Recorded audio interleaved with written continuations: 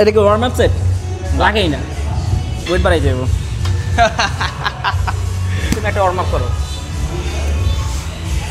Body builder মানুষ তো এর লেগা। আরে না।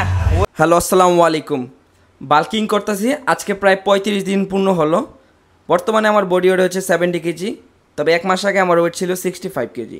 তো এই 35 দিনে আমি প্রায় 5 কেজি ওয়েট গেইন করছি। তো আপনারা অনেকেই কমেন্ট করছেন, ভাই আপনার ডায়েট প্ল্যান কী, ওয়ার্কআউট রুটিন কী। তো এই নেন পুরো ভিডিওটা একটু লং হবে, তবে পুরোপুরি দেখলে আপনি ওয়ার্কআউট রুটিন এবং ডায়েট সম্পর্কে মোটামুটি বিস্তারিত তথ্য পাবেন। আমি এখন বর্তমানে সকালে ওয়ার্কআউট করি। তো সকালে ওয়ার্কআউট করার আগে কিন্তু প্রি ওয়ার্কআউটটা অনেক বেশি ইম্পর্টেন্ট। অনেকেই যারা সকালে ব্যায়াম করে তারা কিন্তু প্রি ওয়ার্কআউট মিস করে। তো আমি প্রি ওয়ার্কআউট হিসেবে 2টা ডিম বাজি, তার সাথে হচ্ছে 1 স্কোপ প্রি ওয়ার্কআউট। ভাই এটা টেস্ট মারাত্মক। আপনাদের যদি বাজেট ভালো থাকে অবশ্যই একটা প্রি ওয়ার্কআউটে আপনাদের এফোর্ড করা উচিত।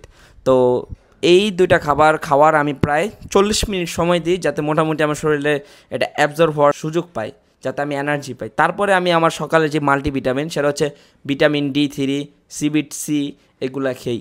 তো এগুলো খাওয়ার পরে আমি জিমে চলে যাব।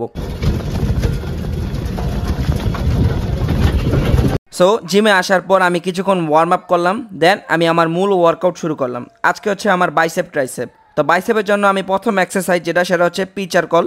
এটা আমি করব 3টা সেট, আর রেপিটেশন থাকবে 15 থেকে 20-এর মধ্যে ফেইলিয়ার। এটা আমি সবসময় লাইট ওয়েট দিয়ে করার চেষ্টা করি, কারণ বেশি ওয়েট নিলে আমি আমার মাসেলসে কন্ট্রাকশন ফিল করতে পারি না। তোমাদের ক্ষেত্রে কি হয় সেটা অবশ্যই কমেন্টে জানিও। তারপরে আমি বাইসেপের জন্য দ্বিতীয় যে এক্সারসাইজ সেটা হচ্ছে বারবেল কল। এটা আমি সবসময় হেভি ওয়েট দিয়ে করার চেষ্টা করি।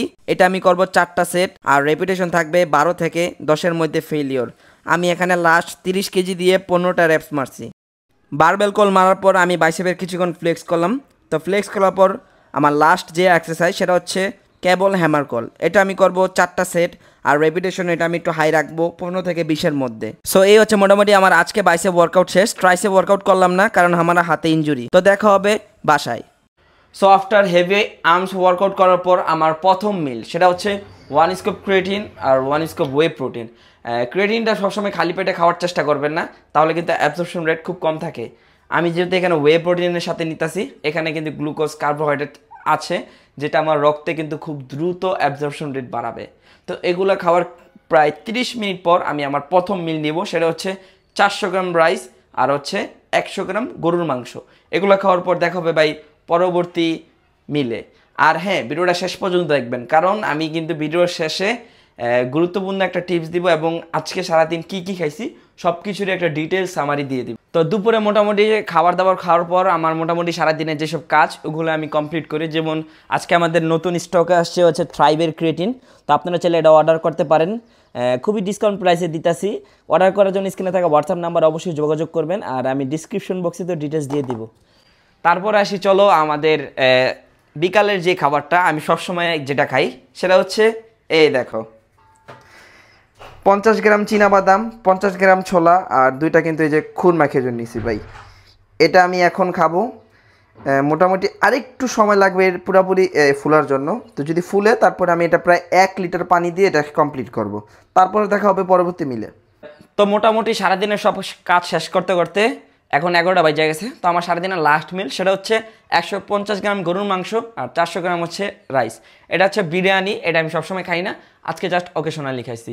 তো আজকে যদি আমার সারাদিনের ক্যালোরি ইনটেকটা বলি সেটা হচ্ছে 2925 ক্যালোরি, 299 গ্রাম কার্ব, 143 গ্রাম প্রোটিন আর 143 গ্রাম হচ্ছে ফ্যাট।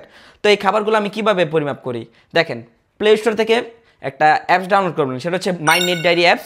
সেটা সবার জন্য ফ্রি। তারপরে একটা ওয়েগিং স্কেল কিনবেন, সেখানে বাজারে কিন্তু 200-300 টাকায় পাওয়া যায় অনায়াসে। তো যেসব খাবারগুলো খাবেন, যেমন রাইস, এই ওয়েগিং স্কেলে মাপবেন, দেখেন কত গ্রাম হয়েছে, সেই কোয়ান্টিটিটা এই অ্যাপসের মধ্যে আপনি লগ ইন করবেন, তাহলে আপনি সব ধরনের বিস্তারিত তথ্য পাবেন। তো আমি একটা লাস্টে যেই গুরুত্বপূর্ণ তথ্য বাল্কিংয়ের, সেটা হচ্ছে আন্তাজে কোনো খাবার খাওয়া যাবে না। অনেকে আমার ক্লায়েন্ট আমাকে এসে বলে যে ভাই আমি 4টা ডিম খাই, এত গ্রাম মাংস খাই, এটা খাই ওইটা খাই, আমি ওয়ে প্রোটিন খাচ্ছি, ক্রিয়েটিন খাচ্ছি, আমার ওয়েট বাড়তেছে না। এগুলো চলবে না। আপনাকে অবশ্যই শিওর হতে হবে যে আপনি কত গ্রাম প্রোটিন খাচ্ছেন, আপনার শরীরে কতটুকু ক্যালোরি ঢুকতেছে। আপনি যতদিন পর্যন্ত এরকম শিওর না হবেন, ক্যালোরি ট্র্যাক না করা শুরু করবেন, ভাই কখনোই আপনি উপর লেভেলের ফিজিক্স অ্যাচিভ করতে পারবেন না ন্যাচারালি, ঠিক আছে? অবশ্যই আপনাকে এগুলো শিখতে হবে, আর এগুলো আমি আপনাদেরকে শেখাবো এই চ্যানেলের মাধ্যমে। সো অবশ্যই আমার সাথে থাকবেন, কারণ আমি বাল্কিং বিষয়ে এখন নিয়মিত ব্লগ স্টার্ট করব। তো সবাই আমাকে সাপোর্ট করবেন। ভালো থাকবেন সবাই, ধন্যবাদ।